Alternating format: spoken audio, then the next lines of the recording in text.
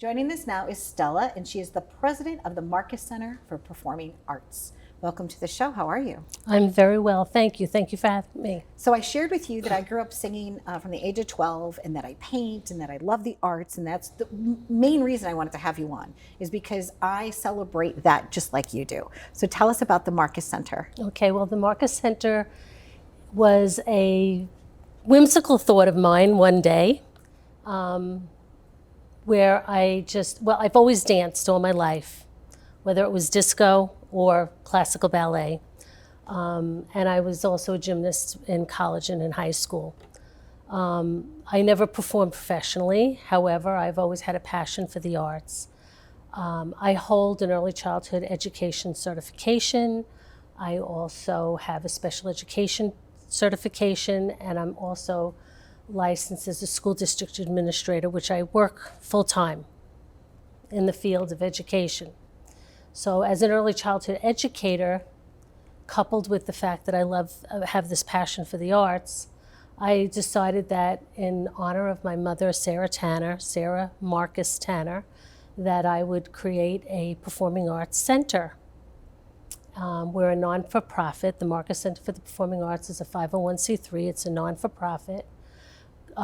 What we have done in the past 5 years is I've written a grant, which was through the Long Island Arts Council, and I'm very, very honored to say that they have given me the grant for those consecutive years. Congratulations. Yes, and what we've done is we've gone into, without having brick and mortar, I know artists and dancers and theater people, so we would go into the local community centers after school with the grant and bring the arts to these kids that in most cases might not have had exposure to the arts. Programs are completely free to them. Everything is paid through the grant and through in-kind funds from those agencies. What has the reaction from the children been?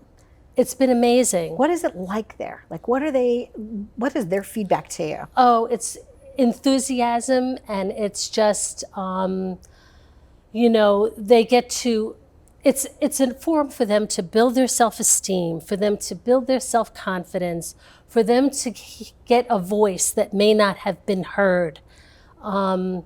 And they shine. They just absolutely shine. What have you been most moved by? What have you seen performance-wise where you said, wow, that really touched your heart, that you're glad that you're doing what you're doing? Well, one year I brought in consultants, and we had the children do filming, okay? And basically it was all about how they can make a difference in the world. And to hear their mottos, the things that they wrote, that they filmed and performed, was just extraordinary, because you never know what you're going to get when you give them a theme to work with and what comes out of them. And the tools. And the tools. The materials. Yeah, and they things held like the that. camera. They wrote the material. They expressed their genuine thoughts about the way in which they feel are the placing the blame on older generation and what they could do different to make the world different. And what age group are you working with? Well, we provide service for children 3 to 17. Okay, so from 3 to 17, so they would be able to sign up. Now, do they need to live in your school district for this to work, or could it be anybody? Well, as far as the grants go, that's a Or just community the organization. community center. But now that we have our studio at the Long Island Art League, Studio 4 at the Long Island Art League, this is a for-pay program. Okay. We'll continue to write grants and continue to bring our artists out into the community, because I really feel, I'm going to be completely candid. I love that. Okay. It's a talk show. All right. Give me the talk. Yes. Okay. Okay. I'm going. My life has been worn on my sleeve. I'm a recovered alcoholic for 33 years. So as an educator, I know that the arts is a way in which children can stay off the streets, get their voice, get a focus, and be productive citizens. This is really the mission, to help children get some direction in this world in which we live in, which is so sorely infected with so many different issues and problems. My hope is that the Marcus Center for the Performing Arts is going to be a venue where children can get focus and stay on track and get productive lives. That's a beautiful why right there. Thank you for sharing that, because you didn't have to. No, I didn't, and I thought about it seriously, whether I should or not. No, and I really appreciate that. I hear you clearly, and I see you clearly, and I understand.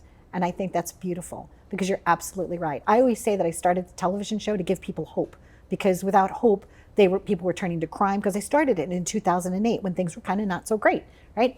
And I feel like my show, in a way, does a similar thing. It makes the world a happier place, a more productive place. It gives people hope, right? So that's what you're doing. You're instilling that self-confidence so that maybe they won't turn to drugs or they won't turn to drinking, because they're going to be so joyful and they're going to have an opportunity and a channel to put that express energy themselves. Because they have so much potential and so much energy. I mean, this is young people. I mean, having worked with young people since basically 1983, when I got my early childhood education degree, one thing that you learn about kids is that there's an inexhaustible amount of energy.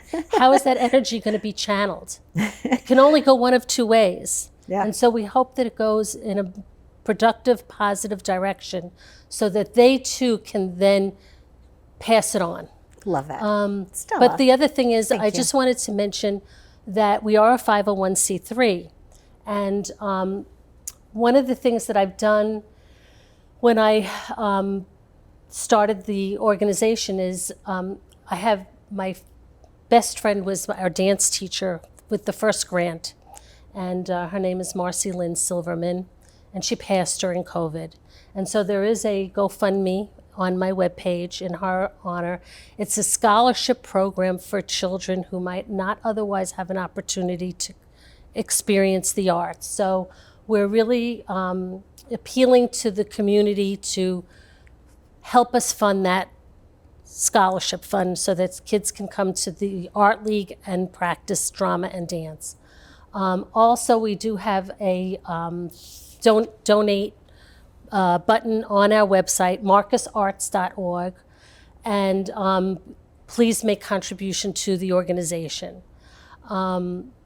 Additionally, we would like to be able to, we held a fundraiser last spring, which was very, very successful and gave us some footing, but we would really like to have another fundraiser this spring, and I'm looking for sponsors in the community that can sponsor us and help us decide on a venue for this fundraiser and help us launch this fundraiser so that we can grow as an organization and continue to bring the arts to the community and to help children that might not otherwise have an opportunity to get involved with the arts. Thank you, Stella. Our show airs in like 25 countries, and I know that over the last 17 years that I've had this show, there are a lot of people in your same space, and I'm sure you have some knowledge you could share with them, and they have some knowledge that they could share with you, and then together everything will grow. But thank you very much for joining us. Sincerely, Thank you very lovely. much for having us. You're amazing. Stay tuned for more. And you know me, I'm a big cheerleader for the arts. So if you can help Stella, or if you want to start something like this in your own community, give Stella a call and collaborate.